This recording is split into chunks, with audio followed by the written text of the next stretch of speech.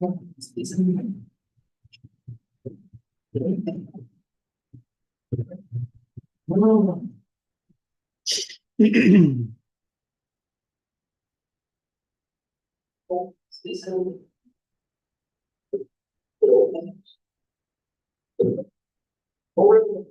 gonna wind up with.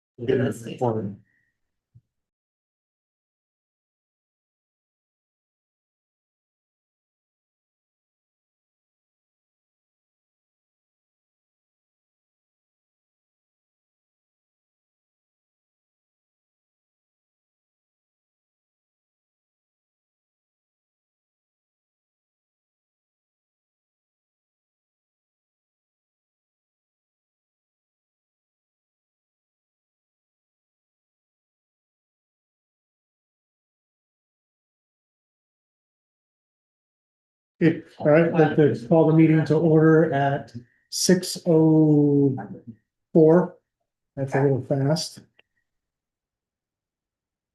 We're gonna go over the meeting minutes from October 2nd.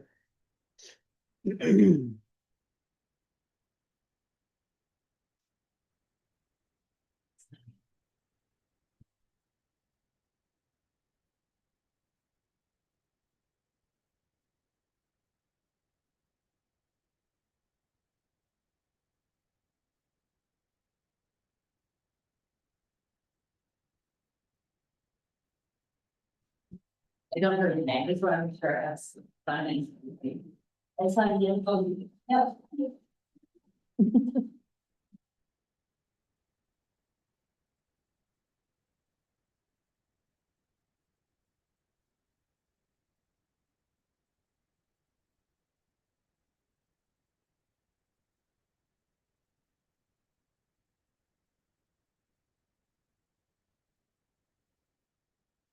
I will motion to approve the meetings of minutes of October 2nd.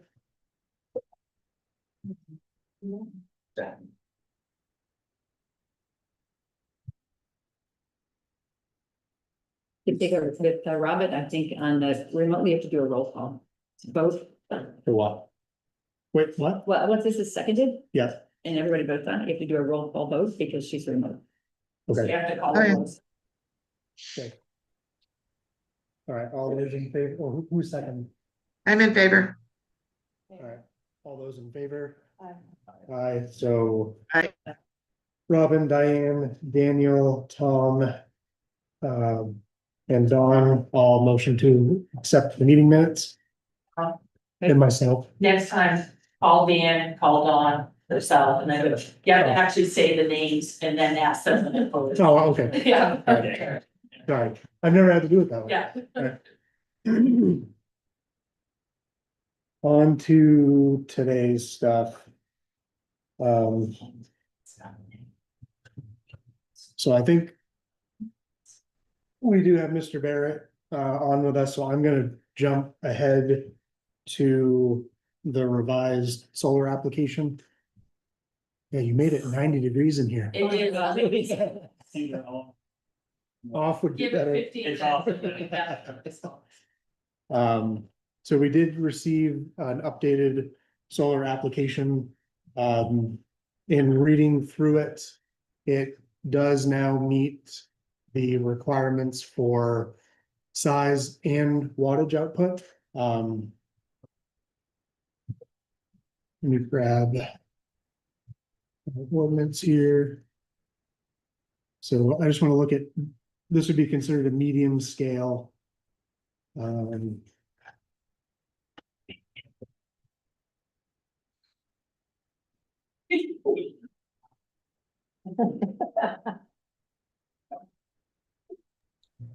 So to be clear, we're putting a governor on it to meet the DC. And also in the meantime, the planning board's going to update our ordinance.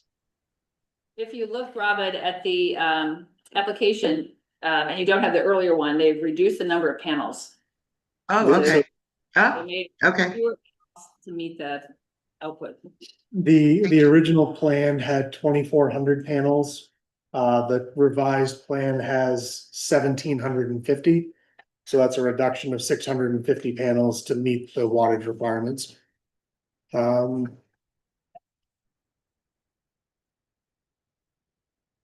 you think because we have 3 relatively new members who haven't been through the whole application in the past, that we should just walk through it in more detail? We can do that. Just a few minutes so people can Sure. make sure they're up to date on all the pieces of it. In this bound that you have, there is a checklist, the application for solar checklist that's in there that we have used in the past. Which is, Size of the state application. It's on like. The very beginning, right, oh, Yeah. Right, yeah. the application checklist. And it's just a thing that I think we had put that together to be able to say, what are the key elements of the ordinance that we want to be checking against when an application comes in? And what helps the code enforcement officer? Well, Look at they've that. already gone through the checklist, right? Right, Okay. right, we have, but just, I didn't know if you were familiar, because you guys are both new at this, I Right, didn't knew right. if you were familiar with the checklist or not. And I know you have a digital copy, Robin, of this application, and it's kind of page. Not the cover page, not the title page, not the application page, on the back of the application page. It says checklist.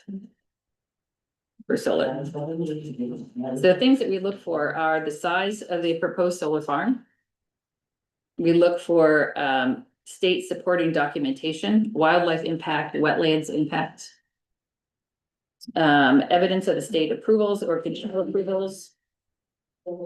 We look at setbacks, distance from the nearest building, adjoining properties.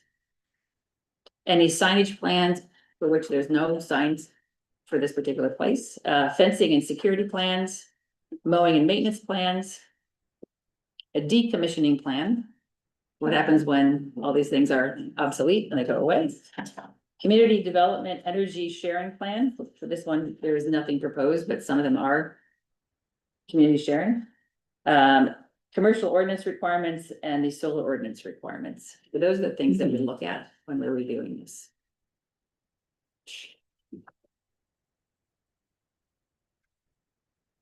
Passed a copy of the check, which was their application fee. The next thing is that we first began reviewing this in June.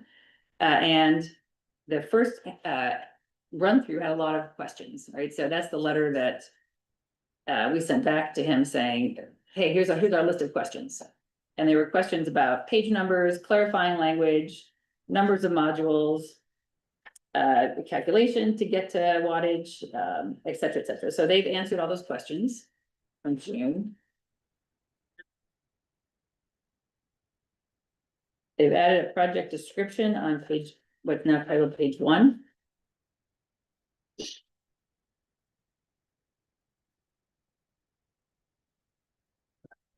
And they've included the large scale printouts of what it would look like. If anybody wants to look at those, we're happy to. With that, for those.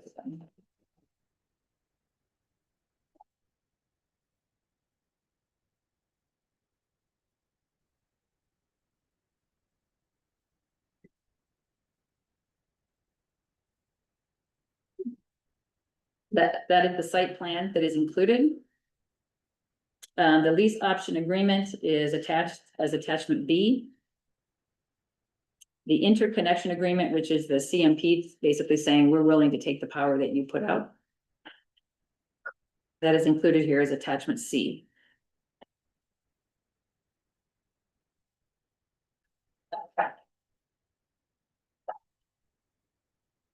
The project has been reviewed by state agencies for natural habitat and cultural resources. Those letters are included as attachment D. Wetlands have been delineated on the site. The project will avoid those wetlands. And that wetlands report is in here as attachment E.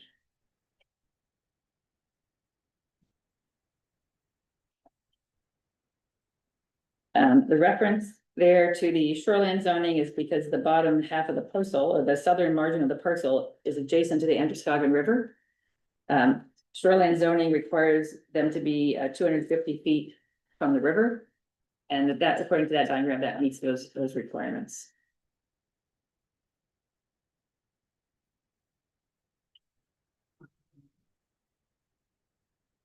The erosion control plan is consistent with state guidance.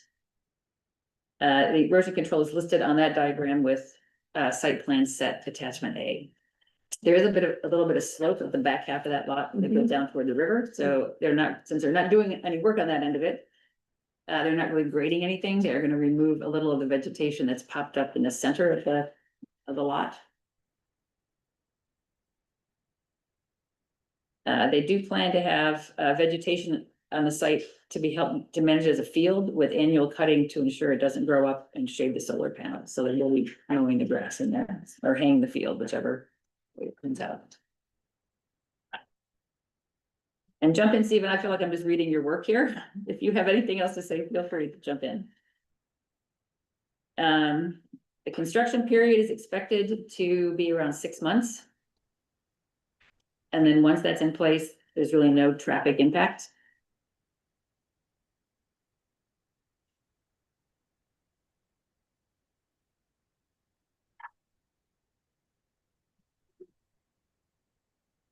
It says here the power from the project will be sold virtually to nearby municipalities and businesses. It will help these entities save on their utility bills.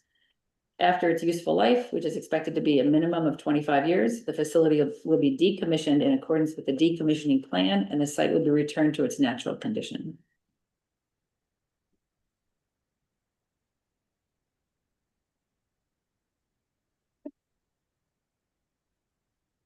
So page 3 addresses section 6 of the ordinance, which were questions about the description of the owner, the operator, copies of the lease agreements, how and to whom the energy will be sold, and the connection arrangement transmission systems. I'm on page 3, but those are all included.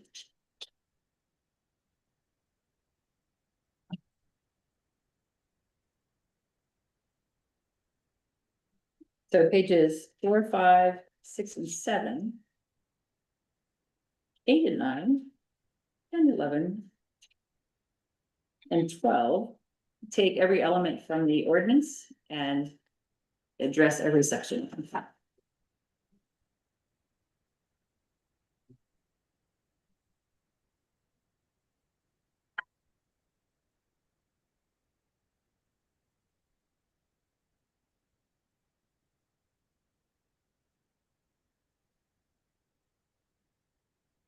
One of the things that was super important in drafting the ordinance was making the project as invisible as possible from the road, because people don't want to drive by and see, large sections of solar panels. There are some aerial images here of the tree cover.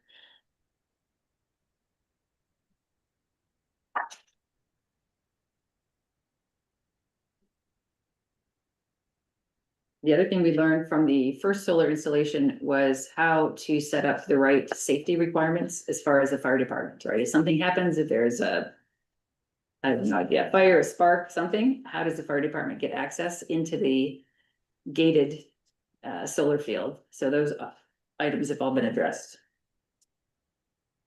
There will be a sign as required to identify the owner operator and provide a 24-hour emergency contact number. There will be warning signs placed at the base of all pad mounted transformers and substations, informing individuals of the potential voltage hazards.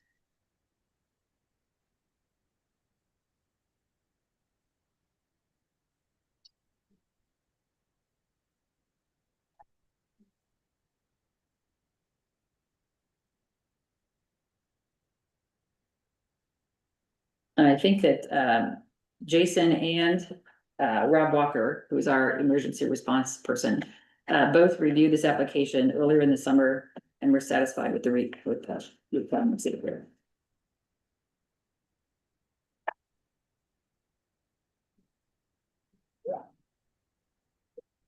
Steven, I have a quick question I wanted to ask. In terms of the decommissioning plan. Let's say something happened and Barrett Energy goes out of business.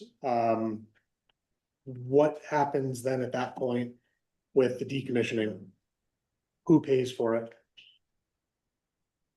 Sure. So along with the decommissioning plan that we've submitted, we've also submitted a form for a bond. So the amount of the decommissioning will be bonded. So we'll be basically, it's like an insurance policy. We'll have an insurer company that we work with on a regular basis, and providing surety or performance bonds is typical for supporting a decommissioning plan. So in our application, we provided a form just to demonstrate what the contract for the bond would be. And once we had approval, then we would basically secure that bond for the amount of the decommissioning that we've submitted. Okay.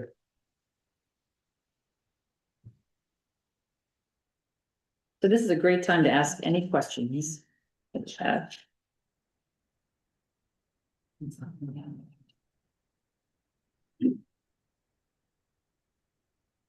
With the. I don't have the old site plan in front of me. With the reduction of the panels. What is the new acreage coverage with the new panels? Or with the 700, sorry, 1725? What was the reduction in overview coverage, I guess? Do you know what that is? Yeah, the area for the previous solar installation was 5.45 acres, and we've reduced it to, I believe, 4.6 acres. We have kept in the option of disturbing up to 5.75 acres, which was what was included in the previous proposal. And that's just to make sure that we have coverage for the access road, make sure that that's sufficient, as well as lay down areas and some other construction aspects. Okay.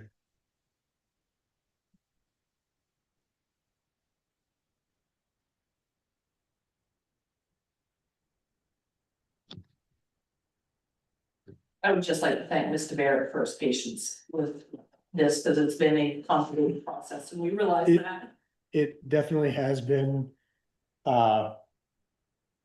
Yeah, It's good when you can put a new ordinance through its paces. right, sometimes. Pain in the ass. It's a pain in the ass, but it's good to get it vetted. Um, So this is now 0.9975 megawatt DC current. yeah, And a total disturbance of, I had a question then, so. I don't know if CMP cares or not, the nameplate that's gonna be on the solar farm is gonna be in DC. Does CMP need it to be in AC, or does it matter to them? It doesn't matter. We have to provide them with the DC rating, because that's actually the number that goes into the grid. Okay. So we have to provide both numbers. Alright,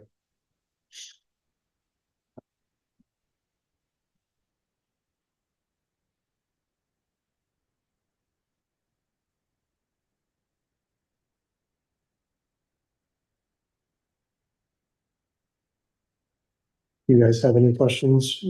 So the original lease agreement is only for 2 years? Where were you? What page are you on? Lease option agreement, B1.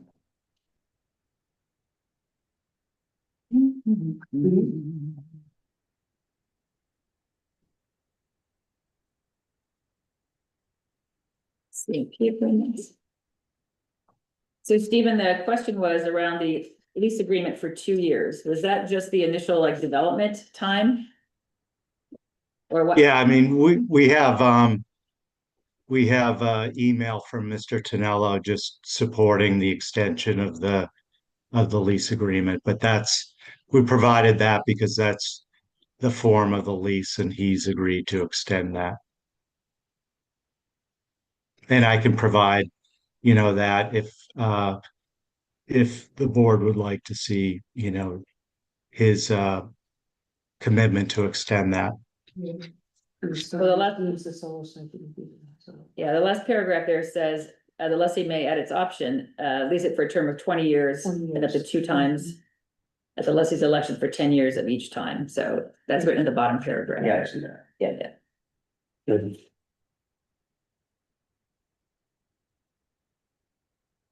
Robin, remotely, any questions from you?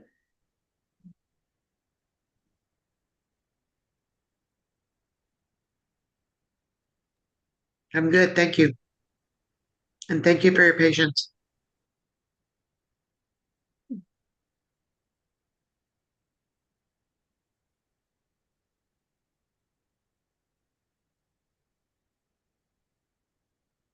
There was one other thing I did want to ask, Stephen. I saw something in here about insurance. But I think if I'm reading it right, the wattage output that you guys are at does not require you to carry insurance on the property. Is that correct?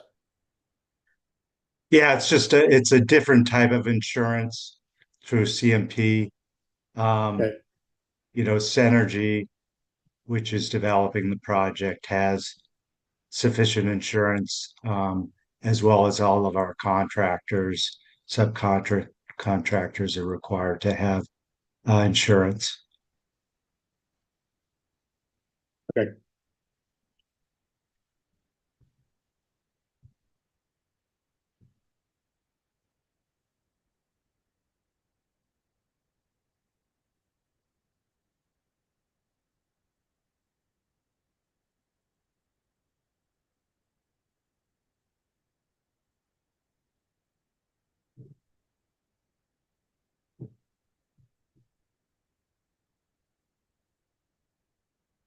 This is one of the best buffered projects we've seen as far as having a tree border enough that people aren't gonna be able to see it from the road.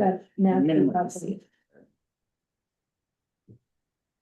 Yeah, Yeah, natural buffer is always better than doing landscape planting because it takes time for that landscape to grow. So this is a good site. It does. If you ever want to buy your own panels, all the panel information is here too. It's pretty cool. I have another question. Somebody raised a question to me about, as we're looking at updating our ordinance, if we even want to put a wattage, and this is a separate question, but do you think the solar panel technology is moving at a fast enough rate that at some point a very small project could generate a very high wattage? Or is it not moving that fast? Is that a question for me? It is. I mean, the efficiency is improving, certainly. It kind of improves on an annual basis, but it's not kind of a breakthrough type of improvements. So I mean, I would just follow kind of what other guidance you've gotten in reviewing other ordinance. I think that would be satisfactory for the near term. And if there were changes, then you might be able to modify your ordinance at that point. But I think it's fairly customary to have some limitations on wattage, so I don't have any comments on that. I mean, on your particular ordinance, if I may, it's just for your medium-sized projects are, very small. And, you're comparing those to, 30 megawatt project as a large project. Um, so anyway, that's just my one comment. John, you had a question? Is there any option in there, for him to increase the size of the large over the lifetime of this project? I was actually just gonna ask that. I don't know if you heard that, Stephen. So obviously we're looking at, we had wattage requirements as well as size requirements. So is there any provision in your plan that, let's say we rewrite our ordinance at some point in the near future and wattage is not a factor? Would you guys then go back in and add more panels to increase your wattage? I think we'd like to. I mean, there is some additional room on this site. I'm not really sure how much we would add. It might depend on some of the main state policies that incentivize projects, but just from a site location, because it's completely buffered by natural landscape. So in general, I would think it's, compared to a lot of projects that we do, this is generally a non-controversial site. That doesn't mean people aren't opposed to it, but as far as the site, it's a very good site and we would have some additional area to work in. So I think it would be a possibility if we had that opportunity, but it wouldn't be a huge increase because, there are some limitations. Yeah.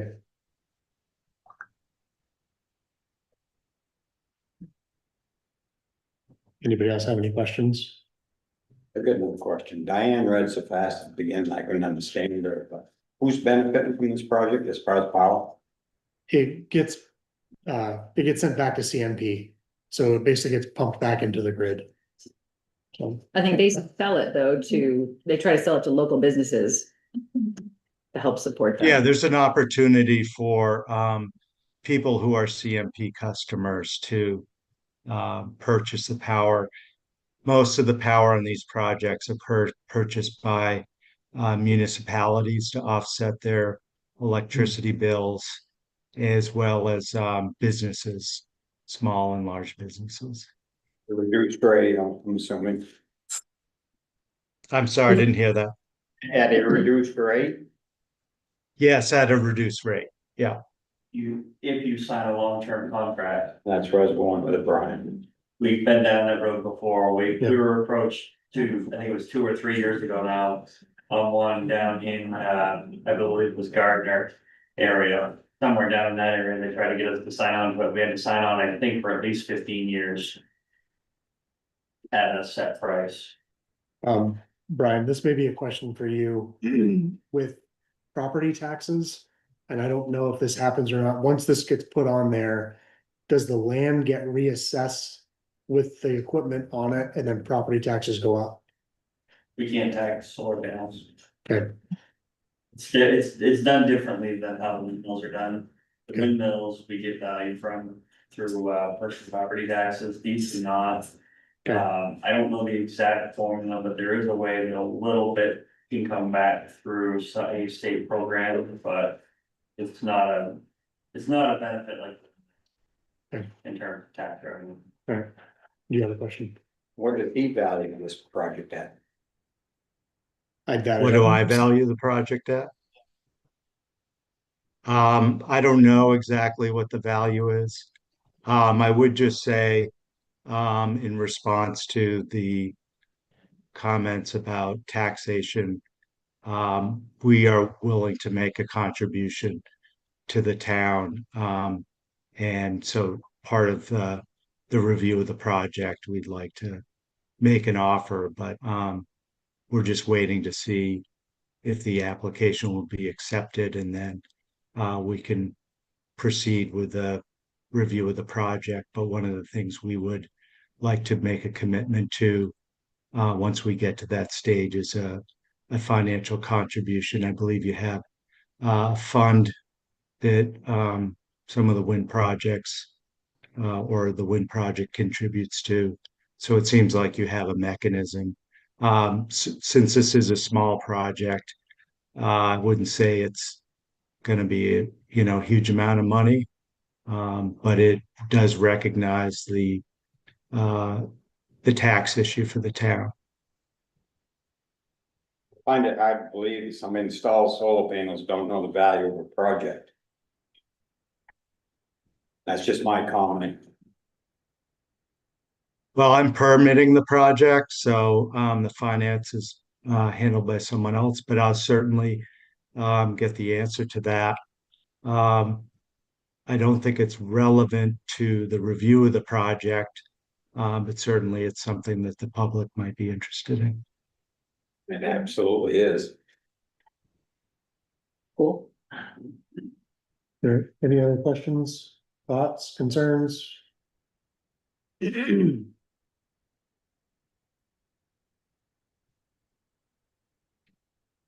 had mentioned a promissory, commitment from, the landowner.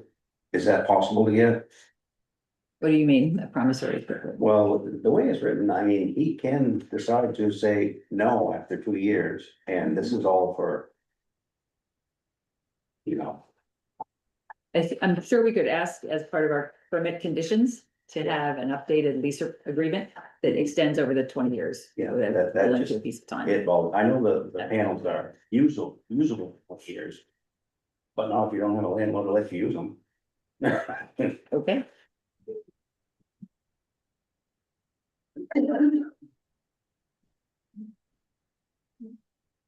Yeah, that's just to answer that question, that's not a problem. So we can provide that. Yeah. I think the reason why they probably do it that way would be if they have a lease agreement with 20 years and then the town doesn't approve the plan. Now that land is now leased for 20 years to this project, so. That makes me nervous. Right, Who's the land being leased from? Matthew Canelo. Connell. the Canellos. Canelo. He's up Is to it Mass, I Canelo? believe. Canelo, yeah. Canelo. Canelo was the last name he's out of the house.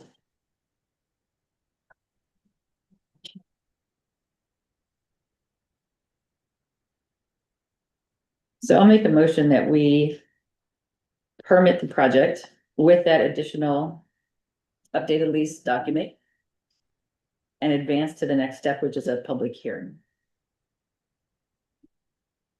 I second.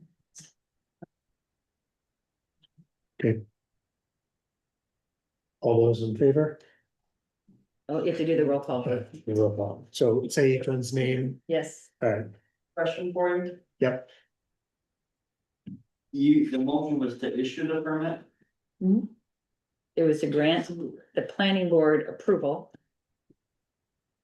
and move to the next step, which is the, Okay, you said permit, that's why I was just checking, I'm like, cause I just double checked I'm reading through the ordinance on, what we have to do for next steps.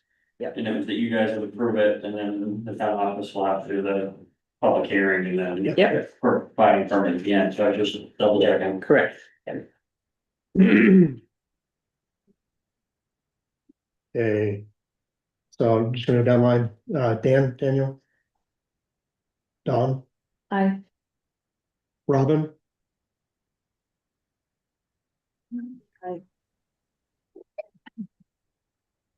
um. Catch Tom, that? myself, What? Yeah, I said I.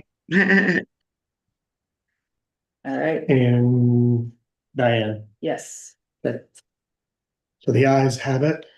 This will now move to the next phase. Which will be a public hearing. Should we look at dates? I have a question. Sure. Can this be turned down at public hearing? No, No, What's not? it can It's- be input. it's for input and to let the town know what's going on.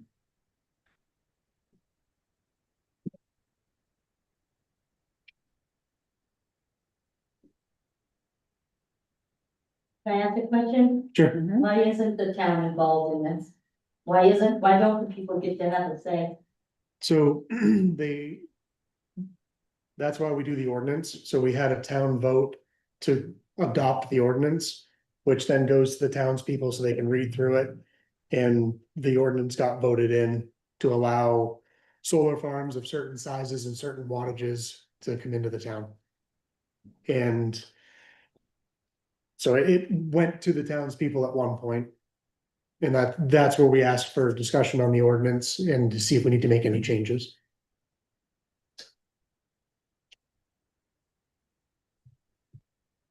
So, Does, do they have to notify budding landowners? Is that something that the town has to do? They have to They do do that. There's a list of abutters in this project. by map. So.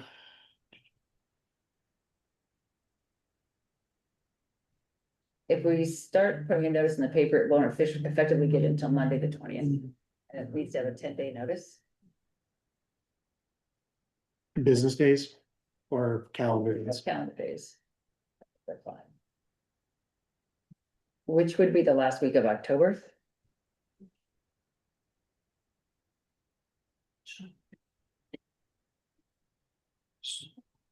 You can hold it on the 29th of October. I won't be here, but I can probably tell you remotely. Would that be like a planning board meeting? It would be a public hearing, but it would be like a planning board meeting. Yeah, I'm sorry. I'll try to be here. Okay, I have surgery next day. Do we want to, Robin, will you be back by the 29th? Well, and we have our training the day before that on the 28th, Mhm. What time is that? just as a reminder. does it have to be X amount of days after? No, it could be longer, but According to the ordinance, it has to be at least 14 days, it has to be posted in the paper 14 days. Posted, okay, so it has to be posted 14 days from today's date. no, No. if we put it in the request in tomorrow, it'll Yeah. get in the paper on Monday, the Okay. 20th, so 14 days from the 20th. I'm not sure if they get in the paper tomorrow. Well, no, why don't we try to just do it so it's at our next planning board meeting, Which would be November 6th. right? Which, yeah, and only because then we know people will be here. And that gives them time to do the budding landowners, Right. or mail to them, I should say. So November sixth? Or we could do it on the 4th and everyone will be here. Is that the election day? Yeah.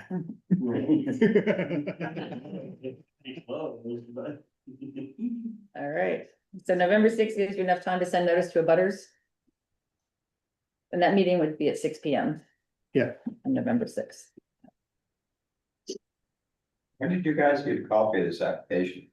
This one, Yeah. this came in the mail. Yes. Well, delivery was When did you Tuesday, receive it today? well, Well- Tuesday. You just got it to roll with tonight? This- When did you guys get a copy? It's of dated this? October 8th and we received it Tuesday. When did you get a copy of it to roll? Prepare for this meeting, just tonight? Tuesday. So this woman here get it tonight? It's on Zoom? Tuesday. I'm gonna say it again. Tuesday, Everybody I got got them an on email Tuesday. of it. A digital copy. A digital by all copy. planning board So, members. digital copy.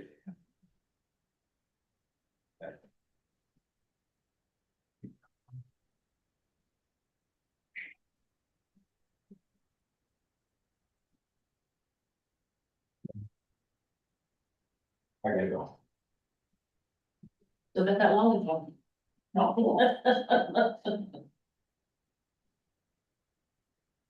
Just one other thing, I thought it might be useful to have a site visit.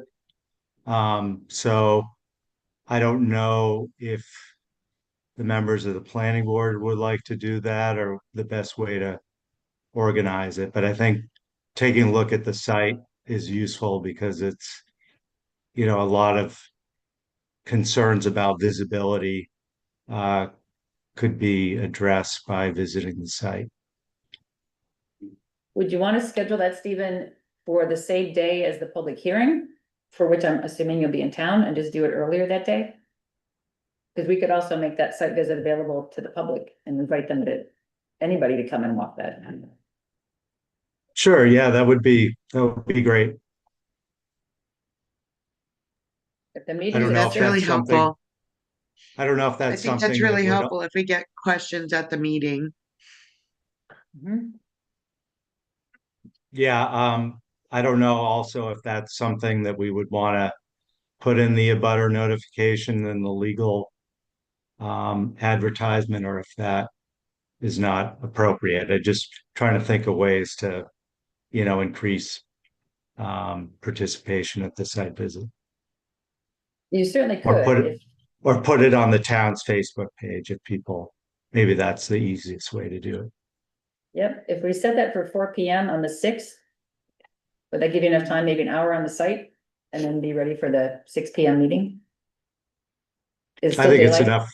is still daylight Yeah. at 4 PM in November? It'll get dark. Yeah, I after think that? that's sufficient for me. Okay, It's really gonna be, for folks to see the site. I'll give a, brief overview. Point out some of the attributes that protect the site and make it so it's not visible, and ask any other or answer any other questions people might have. cool.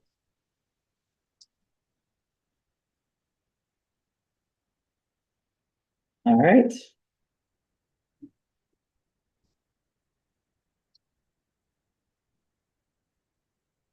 Are we on to the next agenda item? Think so. Great, thank you very much. Thank you. Perfect, thank you. I may not be able to make the site visit that day, just because of work, but I will try to get over and just, I'll do it by Didn't you myself. already walk, did you already, you weren't there the day we walked it before, were you? No. Okay. I won't be walking it. I know you Leave won't. with a week out. We can wheelchair you through the dirt and the sand. Horrible. So we have 3 ordinances to go through tonight. You want to start with the solar, since that's the hot topic and we have an audience? I think I wanna wait on the solar one for now. I wanna wait, I think I wanna do the other ones first. And then we'll wait on that one. Well, I do know that we need to do it. To get it updated for things like that. Yeah, we talked about it at the last meeting and identified which changes we needed to make. And so this draft includes the changes we talked about at the last meeting. So it's got the, all the language in there for appeals. Do I get a copy of it? I was gonna say, most of us are kind of familiar, but I'm sure Karen is not. But she might like a copy. Okay. This is the ordinance with a lot of notations on projected changes. Thank you. Yeah.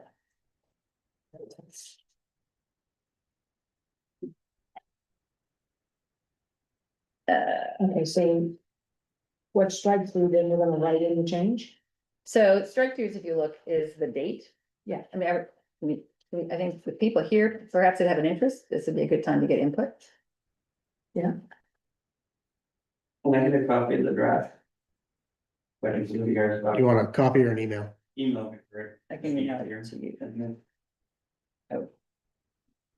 You got it. I got it. Okay.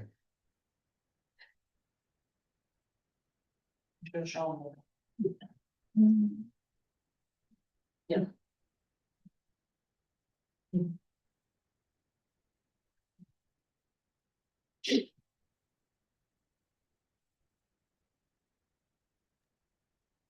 So we're removing the wattage altogether. On a small, Well, medium, that's- large, it looks like. So that's for discussion, right? The question, because we had, part of the discussion last time was, and that was part of my reason for the question to him is, if we put a certain wattage, and panels become more efficient.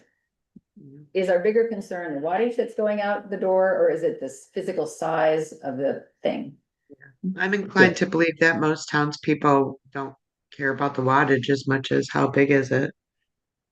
So that makes sense to me to take that out, because things are gonna change. We'll just have to keep revising it then. Right? I do have one concern I wanna mention, so. I think we have granted a permit based on a current ordinance. I think we need to wait for that. Hold on, we've granted the next steps of that of the permitting process Mhm. for this particular plan to go through. I think we need, because one is mid ordinance, Mhm. we need to wait until this is 100% permitted Mhm. before we change the rules of how it's permitted. Well, the process for change though is gonna take a couple months, so Right. it's not gonna be. It's lengthy, But- right? I'm looking at it because if we approve this and let's say this gets pushed through and now That's a good. December 15th, Right. this is done. And now this project goes, we would like to add 650 panels to this that follows your current ordinance. What They if, were permitted for this. Should we have a moratorium on solar panels So after this, so that we can fix this? so the way that everything is aligned right now, if this will go to the next stages to get approved. Mhm. I think we need to keep our current ordinance the way that it is until this is fully permitted. Mhm. So I think we need to wait to make changes, because now if someone comes in and we have a new ordinance and they wanna look at this project. Again, what does it fall on? I know we need to change the ordinance. I'm not saying, Right, no, right. don't do it, but you're Like if we mid, take out. you're in the right middle now, line. He If can you- instantly add more panels. You could, or you don't have to take out the wattage. That was just, that's why we're having a Yeah. discussion, right? That's what the Yeah. conversation's all We about. worked so hard to make Right. everything fit, let's not just throw out the kitchen Okay, window. there's no reason, we could just take out make it and instead of and or, and leave all the wattage in. Which Well- strengthens the current one, clarifies Right. the current one, but doesn't change any of the requirements. That's perfectly fine. what's the problem of doing the updates, but not just verbally and in writing? So that when the time comes to do the ordinance, change it the way that everybody wants it, then go through the process. Well, I mean, you can, Did I make that? I mean, Right. wait to permit this until we change it. No, no, no. Okay, Well, I mean, if we wanna go through this ordinance, we've got people here, again, Yeah. go ahead and put in what we think it should be, but don't make any changes to the ordinance until everything is in place. Right. I think, Down the road, however it Yeah. works. At the end of the day, you guys can do the updates of this whenever you want, the board of Right. selectmen will decide when it goes to town meeting. So, right, we're the ones that'll decide, because when we have to do the warrant. For the special town meeting or the regular town meeting, Okay. whenever it's ready to go. Or whenever everybody decides it's time to go, then we would say, okay, yeah, here's the warrant, this is the date, et cetera, et cetera. right. So, That's, I don't wanna change the rules until this one is No, I permitted in understand place. that, I do understand that. I think there's a lot. Cause even if we have drafts and they see a current draft that doesn't have any wattage requirements with the same size requirements, they're gonna, again, Right, so that was why we had the Yeah. discussion that, okay, so we don't push it through, but what do we wanna have? Do we wanna keep the wattage requirements in there too? And just make it and, which is perfectly fine, I'm just Yeah. asking, that's why we I- drafted this, so there would be a conversation. I think that would, yes. I would Okay. wanna put and Perfect, keep some of the wattage requirements. Yeah. Especially if we're gonna try to get this done sooner than later. I have a question. Mhm. So that wattage and acreage is on a moderate size. Medium, yeah, Medium. We're only allowing one lodge totally, so that one's that. that's done. right. So where One's are done, the yeah. requirements for a small? It says it under here, just. Small Yes, scale small is scale. unlimited. They're also known as an accessory scale system, a solar energy system, physical size is Oh, based. here we go, I got Yeah, it. so it's in a less than a half an acre. Yeah, so it's like if you wanna put And it in your generates the- backyard or on your roof, Okay, we don't wanna limit people from being able to do their own personal projects. okay. In most small projects, they're not gonna sell back to CMP. Okay, so Does- really, we're just concerned about the moderate, 'cause- Yeah. and if I'm correct in the ordinance, that we're only allowing two moderate, 3 moderate, 3 moderate, and 1 large. right, not, and not Okay, so continuous. we just really gotta concentrate on this moderate, really. Right, but the and/or language is in there in several places, so we can fix that all the way through. Then just put in, make it easy. Yeah. So if we just put Perfect. in, Change it from DC to AC, since that seems to be what CMP is. So I Concerned did ask, not to cut you off, I did ask Stephen about that, and they wanna know what the DC power is, cause then they do their conversion. So it's gonna have a nameplate that's in DC power, Right, Okay, so that so can should stay, we- so that can stay. so that can stay. So it was there as a highlight for us to talk about. So good. should we even keep the AC stuff in there? You said they need to have it, or they're not the DC to do They it, have- I think we should keep it all at DC power. right, so just take out the AC stuff. Yeah. Yeah, take out all AC stuff, Yeah, which I don't think there's any in here. oh, okay. Do a quick search. No, actually, finding anytime those two letters are together, never mind. That's not right. So the other piece that got added was the hold on. If you go to the nothing to. The appeals board process. Yep, the appeals board process. Do we need that now if we've made this pretty black and white that it's and not in? I mean, So How not every strongly do we- ordinance. So not every ordinance has an appeals process in it, and that could be intentional, right? It's not that you have to have one. You don't need it, you don't have to have on every single one. If we want to have it here, under section 11, there's a suggested language here. You can appeal for 2 things, an administrative appeal. So if you consider there's an alleged error in procedures by the planning board or the court enforcement officer in the administration or enforcement of this ordinance, so you think that somebody's not doing their job right, so you could you ask for an administrative appeal, or you can ask for a variance appeal. And a variance would consider in very specific cases, a relaxation of the terms of the ordinance. If in specific cases, a relaxation of the terms would be contrary to the public interest or the intent. Or if owing to the unique conditions of the property and not due to the resulting action of the applicant, literal enforcement would cause undue hardship. And a lot of that language, the undue hardship language, comes in things like housing and minimum lot size, right? So somebody buys a non-conforming lot and then they can't build their house, or whatever they want to build on it because it doesn't have, you can't get the right setbacks, but they bought the lot knowing that, so therefore that's not a hardship. Right? If somebody bought a lot and let's say, I don't know, a landslide happened and, knocked out half of their piece of property and now their borders have changed, that's not due to their own causes, right? We might grant somebody a variance for something like that. Okay, so let's say the town, hypothetically speaking, didn't have housing and minimum lot size ordinance, Mhm. and you bought a weirdly shaped piece of property, then the town adopted a housing and minimum lot size ordinance, and now you can't build on it. Would that be Most then stuff is considered a hardship? grandfathered. No, well, there's grandfathered, there's a lot of grandfather If- clauses and stuff. If there's nothing on the property, okay, And I asked why the applicant, and I know I was a part of this, but I'm looking at it now more. It's got the application fees listed in here, that should be. in the ordinance, I think I thought we took that out.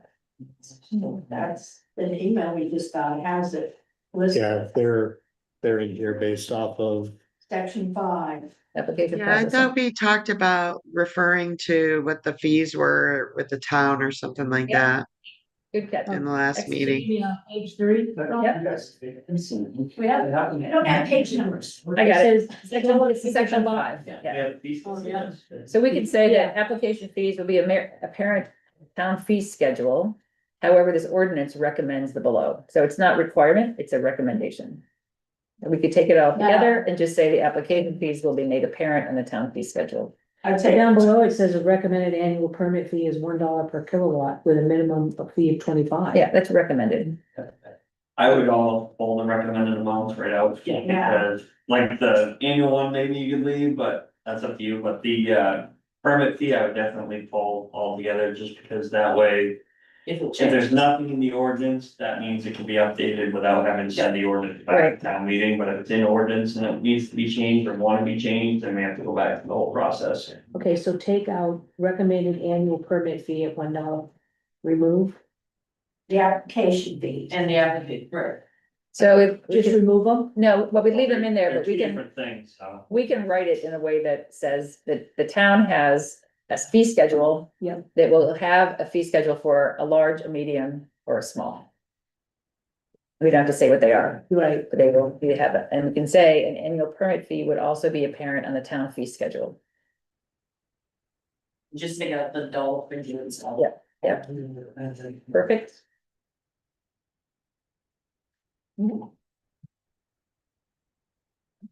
Got it?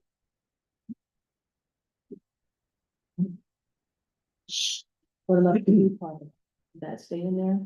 I'm sorry. The application fee is standard building permit fee. We would just leave it Different. as everything is on the town fee schedule. So- And the town fee schedule would have a small, medium, and large Okay. fee. In our current ordinance for medium scale solar. Or they have to pay an annual permitting fee, correct? Cause that's in here. It says a recommended annual permitting fee of $1 per kilowatt with a Okay. minimum fee of $25. Who did that? Right, no, but in the current one, Right. so. Well, it says this is recommended, but everything is on the town fee schedule. So if the town Okay. fee schedule doesn't have one, they don't get billed for it. Okay, But it does say it in there, so if we add it into the fee schedule and say there's a, I don't know, $50 per panel or a $2 per panel, whatever it is. Yeah. That it would be assessed to whatever company, Correct. even if they're already existing, because it's in. okay, I'm just looking for a way that the town can recoup. Okay, if you go on to page four, oh, sorry. Yeah, you're good. Page four, B. The Which very section? top, section 5, once the permit fee is collected from the town office, a solar permit will be issued and worked in commerce. I mean, But the, not as a. look at the one ahead of it, right? Once an application is determined to be complete, the review will take place in 30 days for compliance. And non-compliance will be fixed. Once an application is determined to be complete and compliant, Okay, public hearing will be held. so you guys issue the permit. Right, so after the Okay. public Okay, got hearing. it. That's why I asked for clarification when you guys are making the motion, just so I. Yep. Yep. I think you have a message in the chat. There's a chat message.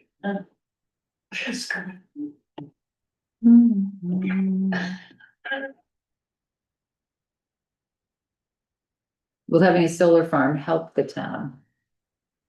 Only with, technically, it'll help the town with the. Well, I talked to the assessor last year about this when the gigantic one was talking about going on, and he said other towns have two ways of billing. They can bill on land improvements, or they could bill on, there's a wattage ratio that they bill on how much they're producing. And to some towns, it's hundreds of thousands of dollars in tax revenue. My It's understanding, large, that's the, Right. Right. the issue is you can't, is large. Right, well, when the big one was looking at going in, that could have been significant, I'm not supporting it, I'm just saying. Right. At some point in the decision-making process, we should know, hey, you're turning down $100,000 of tax revenue, that's all. Just so it's, all the information should be on the table. Yeah, but what do we have to give up to keep building this? As a town, as a community? Yeah, I'm not suggesting that we do it, I'm just You saying, know, I mean, we need to Nothing make, Yes, we can't do it.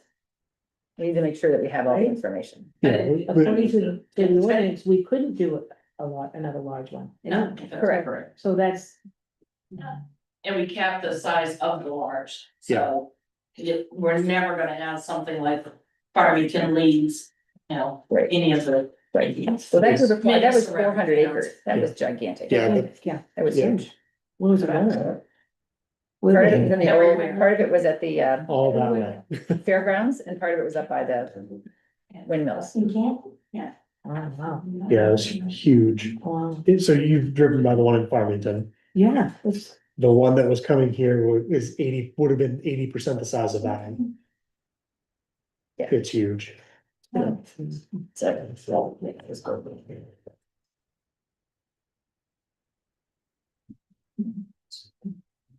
so those are the only trees. okay, so we can make those changes. Certainly move it along to the next step. For review. So we already have a large farm here. What's the size of that one? That one's 15 acres. Yeah. I think it's 15. One The five. one, yeah. The one behind the villa. Okay. And there's, You don't see it. I mean, Right. well, people who have property on Main Street, the back of Yeah, their property. you can abuts see it, up to it. yeah. I'm like, I would be planting really big trees. I'd plant very big trees. At the back of my property. But, The thing that I probably wish wasn't the case is these all happen because of government subsidies. If there was no government subsidy for this, they wouldn't, like, there's no incentive to build them. Because of the cost factor that is into it. I've seen a couple that have a cost benefit analysis without the government subsidy. Sure, it helps with the capital expenses up front, but Right. ongoing, it's financially viable ongoing. Small scale, like for yourself. Yeah. But when you put in, you know, a 400-acre parcel, like the government subsidies that paid for part of that is the only reason why it happened. And well, that's the comment that the guy on this one made at the Right. last meeting, that if this one doesn't, if this next permit doesn't go through, he's not doing it because the subsidies are up, so it wouldn't make it financially Right, viable. right. So you're right, I mean, if the subsidies didn't exist, a larger project would not exist. Well, that's why you don't see solar projects wind projects anymore. Exactly. All the wind subsidies are down. They're with those subsidies. Yeah, I went to some early meetings on the windmills and they're like, they're economic development, economic development. I said, all those blades are made by the state and you bring in, and then one guy maintains them. Where is the economic Right. development? We're not adding jobs, we're not creating manufacturing. There's zero economic development for those. They didn't want me to talk. Or how many gallons of diesel fuel did it take to build them? To put them there. They were building those blades near where my brother lives in Texas and shipping them all the way across the country, giant blades. Yeah, I'm like, where are you? they're huge. I mean, like if you were driving Yeah. to California to Palm Springs, there's miles, miles, Yeah. miles. Oh, in California? And acres. Oh, yeah, you cross from the west coast over the mountains and you hit that, it's like being on another planet. Yeah. They're just everywhere. Yeah. everywhere. So. All right, I'll make those changes and pass it around for one more review and then send it on. Okay, Thank you. thank you.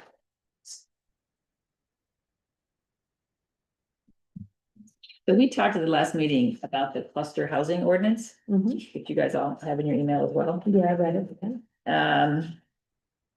This is an update to a current ordinance because one of our jobs was to update stuff that it's been out of date.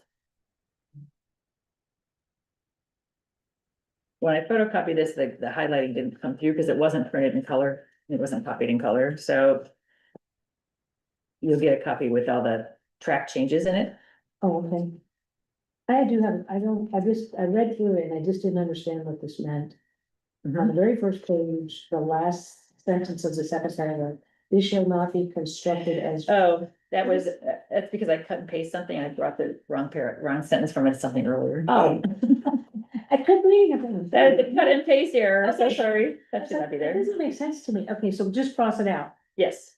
Okay. In fact, that sentence is probably missing somewhere else. It should have gone And I was like, elsewhere. what does that mean? I read it like 10 times. I couldn't figure it out. That's okay. I wonder if it's supposed to be on the solar one. No. Through under purpose is where the original one was. Cause I was Right. questioning, is it really constructed or construed? Where are you at? Shall not It's- be it's- construed as granting variances. You know, that spell check thing comes through and fixes things all the time. that you It don't realize. does. I really need. I had a question, is there a specific area, in Canton that somebody's wanting to develop cluster housing for? Not necessarily. I don't know of any other applications. I know there's some potential for developing some stuff along 108. But nobody's really talked about what they want to do there yet. I was just curious. No, this was put in place a long time ago, and this is one of our jobs, is updating everything to make it more relevant. And as we looked at it a few months ago, we said people don't really even know what that is, like cluster housing or open space. But it allows for houses to be closer together and have compensating open space in order to either keep a kind of rural feel to a piece of property or make for like recreational space. Or the example we looked at before you guys were on the board was a place along the coast where they had some wetlands that couldn't be developed. So you could put the houses closer together and leave the wetlands untouched. So it helps preserve some natural capabilities. And if it's a little bit closer together, there's reduced water lines, reduced sewer lines, reduced roadage, so it's less cost to put in some of that infrastructure. I don't know that this whole second paragraph is needed necessarily. I think that first paragraph describes what it's all about. I feel like that's a piece of legal language that doesn't need to be there.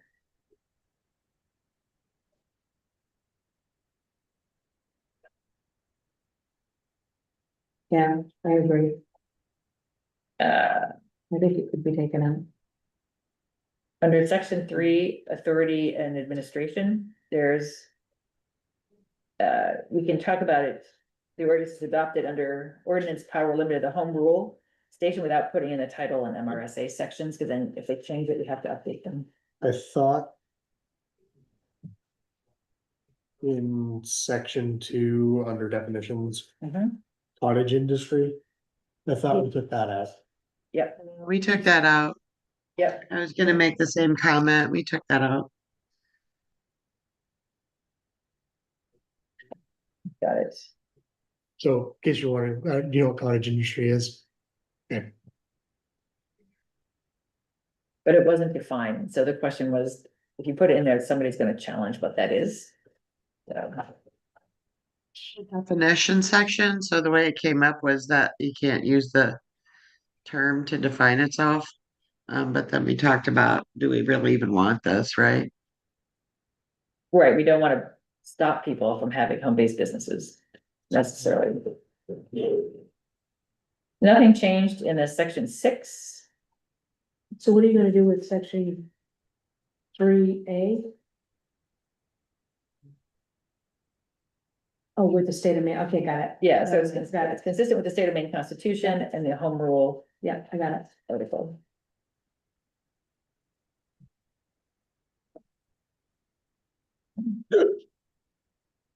Excuse me.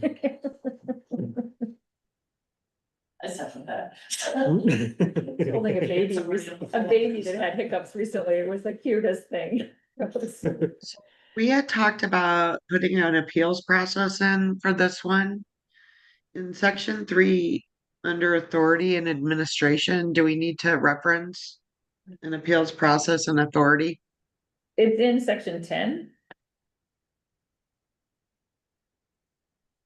Yeah, I know. I'm just saying, do we need to update section 3? Section 3 talks about the authority and administration. Do we need to add a D? Appeals process / authority. They also have authority, right? Or is that overkill? That's my question.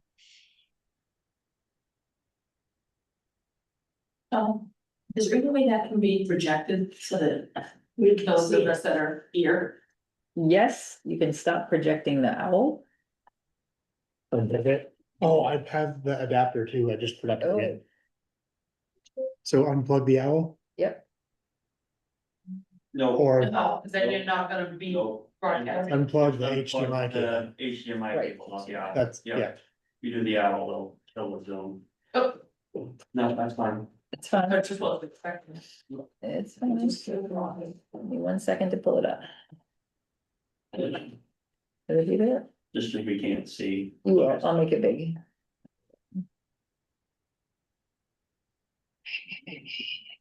You want me to email it to you? You can hit share, you can see my screen if you want. Diane has removed the, owl from our screen behind us, so we have her screen up. But thank you.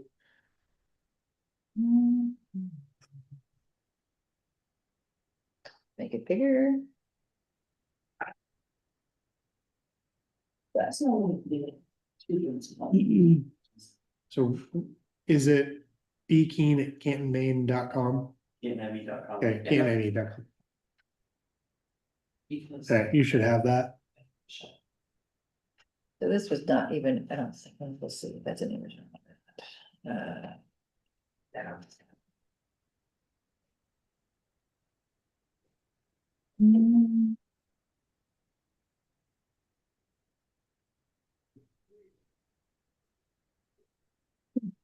Excellent. Clear definitions, Why? we're taking out this section.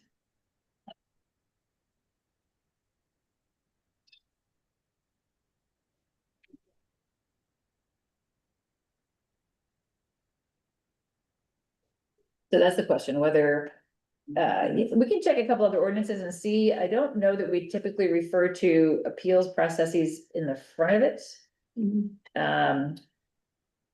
We could move this whole thing toward the back, right in front of the appeals section, which makes more sense. Typically, this is at the back. Right in front of the appeals section, which would make more sense. I was just trying to think of who else had authority and we were talking about an appeals process. Yeah, wanna so move move that? section 3 ahead of appeals. Okay, got it? So am I reading that correctly, that this is also a state ordinance that we're going to be following? The state has some suggested language. There isn't a state ordinance per se. Okay.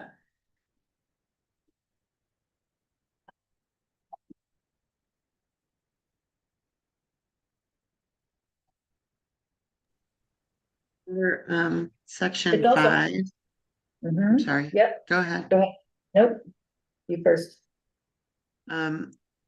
Do we need to? Let me make sure these are the same. It says, gonna stay current with most state plumbing codes. Do we need to add in the Canton sewer ordinance? Or and applicable Canton ordinances? Just talking about the state plumbing code enough. Yeah, so this is each lot in the cluster subdivision shall meet the minimum lot size and lot width requirements of this ordinance, and if not serviced by public sewer. Have an area suitable for subsurface wastewater disposal according to the most current. Main Plumbing state codes plan. and our own town ordinances, right? Yeah.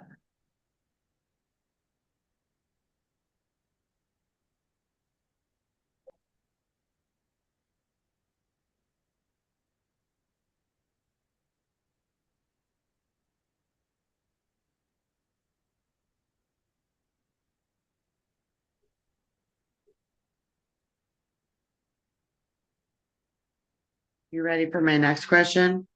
Yep, So, under section 6. That point 4. All of those things, slopes greater than 33%, organic soils, blah, blah, blah, blah, blah. Are those conditions also in our non-cluster ordinances, or is this specific to this ordinance? it's specific for this, because it says this is the reason you're doing. Either they call it cluster housing or open space housing. Mhm. That when you have to measure a certain amount of a lot and say only a certain portion of this lot can be used for development, right? The rest of it has to be in open space. And Isn't it 50-50? well, a portion of the lot which are unsuitable for development in their natural state.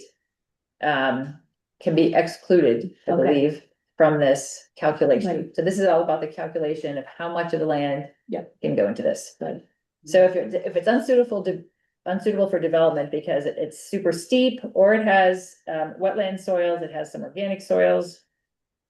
50% the poorly drained soil. There's right of ways already dedicated there, some of it's in a resource protection zone.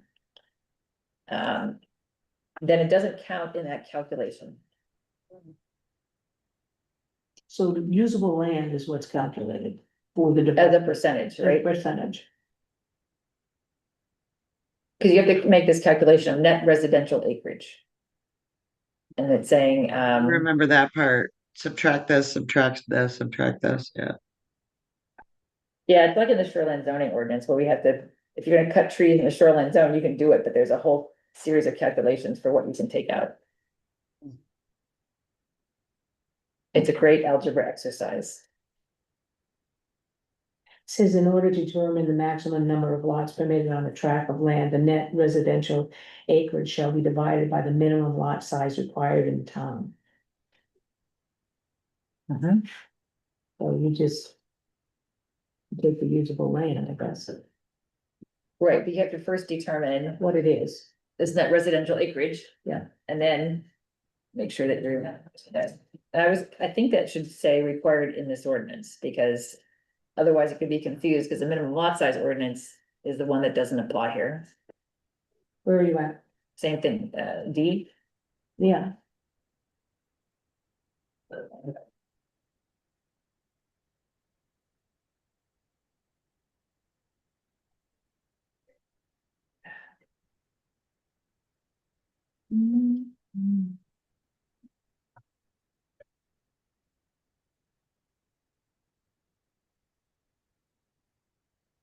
D is confusing to me because they talk about, you know, determining the maximum number of lots in a tract, and then they talk about getting a soil survey all on the same dot point. Yeah, I just moved that I'm- high density soil survey to a separate bullet. I don't think they belong Yeah, in this. thank you. That's confusing. Yeah. Okay. And the 20,000 square feet, that's right? It The is, lot shall be smaller than that. that's right, that's specifically what this whole ordinance is about, because our minimum lot Right. size, the rest of the town is 40,000. Thank you. I didn't know what that was what I didn't know. Yeah, I had that circle because I didn't know. yeah. So the distance between, I'm looking at H. The distance between structures shall not be less than 25 feet. No single building shall be higher than 28 feet. Isn't that 2 stories tall? That is 2 stories. Because and I was earlier it says, you know, it can only be 1 story tall, not including the basement. No, I read it saying a few stories, but. All right, so we'll check for consistency on 1 story versus 2 stories. Yeah, thank you. Yeah. That's all I read, that it didn't. The 28 feet, which is 2 stories, I know we talked at the last meeting about possibly taking that out, because even if you have a gentle slope, what if you put your garage at the road level and then you built 2 stories above it? Does that count as higher than 28 feet? Because you have 2 stories on top of a garage, Yeah. right? If you're built on a slope. So I don't know what the 28 feet is necessarily limiting, except that if your houses are closer together, you don't want somebody else perhaps making a 3-story home and overlooking your house. I don't know. Right. So that was a question mark. You can add one more thing to section 6, subsection 4, that's not included in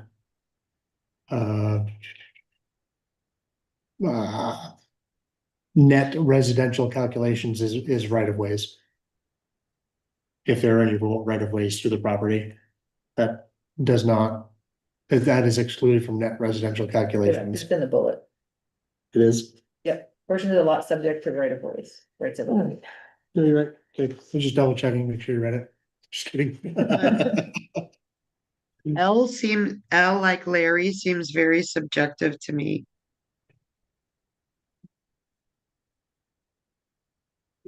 Are there usually statements like that in ordinances?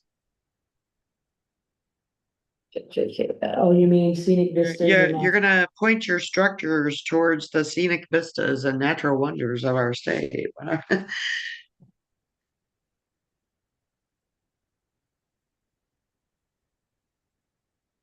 Maybe we can take it out. I think I think people who are planning a subdivision development will have taken all that into account.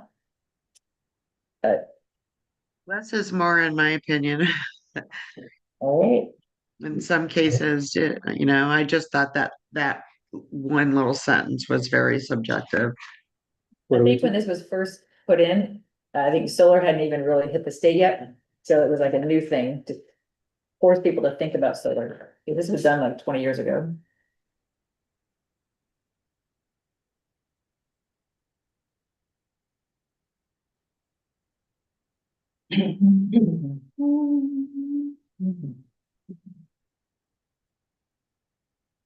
So we took out L completely. Yeah. Don't you like it, Tom? No, that's good.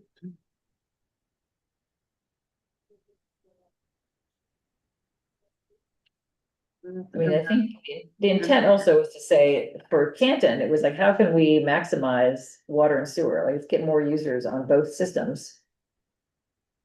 In order to have more revenue.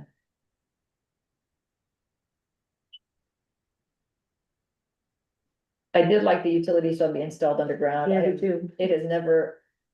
I can never figure out why in the state of Maine with Yeah. ice storms and snowstorms, we refuse to put power lines under the ground. Like, what the Yeah, hell? I think that's a great idea. So, and it just looks so much nicer.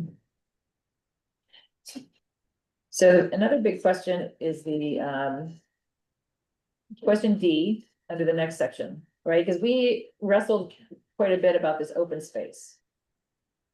And I took another look at the state options, and a developer can do a lot of things. And I thought rather than try to use all that legal language, it was very hard to understand, let's just make it quick bullets. Right, so the developer shall establish one of several approaches to open space management and have covenants and contracts in place before planning board approval. So your options are that the developer maintains control of the open space, documents the intended uses, and is responsible for management maintenance. So let's say you've got a bunch of these close together houses and you've built a giant park with, I don't know, pavilion, picnic tables, and a playground in the middle of it. That's your open space. The developer can say, that piece, that little chunk of land that's gonna be the open space, they're gonna maintain it, they're gonna mow it, they're gonna fix the playground equipment, whatever, they're gonna take care of that. So the developer maintains control and covers all the costs of maintaining the open space. The developer can deed the open space and open space management and maintenance to a land trust with documented intended uses and management plans. So in some cases, if it's wetlands or some protected piece of land, a land trust may be willing to take that on and say, well, we'll protect this piece of land for you. In some cases, a developer can incorporate a neighborhood development association. And you can, and I've looked at a couple of these example documents. It's like a homeowners association. It's right? exactly Like- what it is. It's a homeowners association. It is, but they only have control over this open space chunk. So as a Okay. community of people who live in that cluster housing development, they have a say in what goes into that open space. They manage it. They pay a membership fee that helps cover the maintenance of that. They do all that. Now, we all know how that works out. So you could call it your open space fee. Yeah, Just a fancy term for HOA. yeah, or you call it your open space fee. I refuse to buy a house with it. Yes, they- Son does too. Is it because it all kind of follows under the same thing, like, 25. they're all section 6? No, it's probably Anything just a to typo, something Okay. didn't change when everything else changed. Or in some towns, we looked up, the developer can deed that open space to the town, and the town accepts responsibility for managing and maintenance it. For this town's, Oh, I know they're not gonna do that, but We don't want it. I think the developer just maintaining control of it and managing it is probably the way a development would go, Yeah, but but you don't how know, but many these are the years- options that are out there. I know, but how many years do you have to do that? Because normally in housing developments, once the developer sells all the properties and it's developed, it's like, see you later. Right. Um. Right, but these are the options that are legally available to manage that open space. I just get rid of the one where they deed it to the town, because that just seems like. You know, our little tiny public works crew. Well, I don't know, when you read F, I mean, it makes sense to have it in there. Yeah,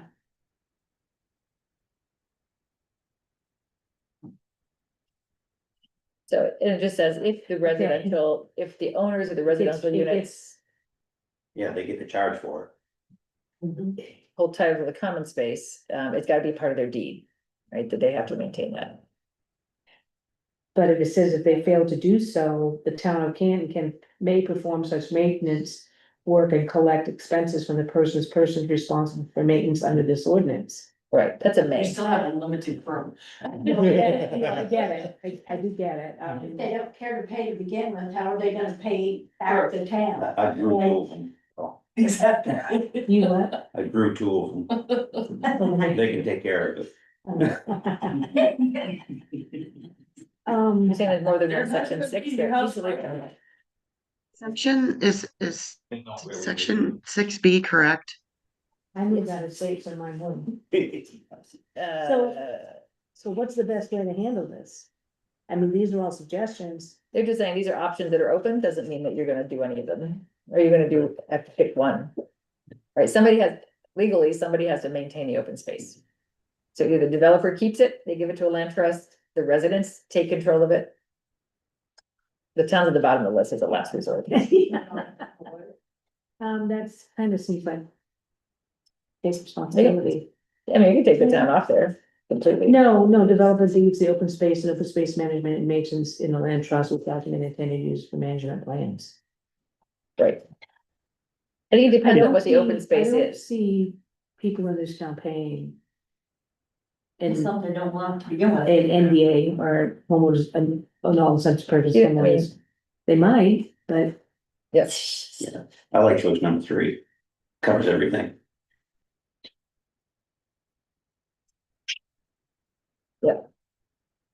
Yeah, it's not easily They done. take care of it until they have 75% of the Yeah. people there, they can handle it themselves. yeah, Well, that's saying until the HOA gets enough people in there to I think that's a good to idea. do it, the developer maintains control.